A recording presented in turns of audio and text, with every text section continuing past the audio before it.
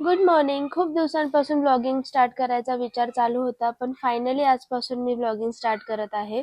तशी सकाळची सुरुवात एकदम आळसानेच झाली, कारण की थंडीचं काही लवकर उठू वाटत नाही. मग उठल्यानंतर सगळ्यात पहिले गरम पाणी करून पिले, कारण की थोडंसं आळस कमी होतं गरम पाणी पिल्याने.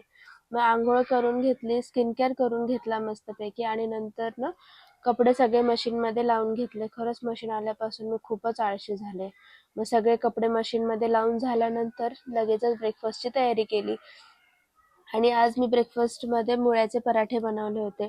मस्त तूप लावून मुळ्याचे पराठे भाजून घेतले आणि गरम गरम मुळ्याचा पराठा खायला घेतला. मग मस्त टीव्ही बघत बघत पराठा खाऊन घेतला आणि दुपारची एक छान झोप काढली आणि संध्याकाळी उठून एक कडक गरम आल्याचा चहा करून पिले, कारण की थंडीमध्ये चहा पिल्यानंतर एक वेगळीच तरतरी येते. तुम्हाला हा व्लॉग आवडला असेल तर नक्की लाईक, शेअर आणि फॉलो करा. Thank you.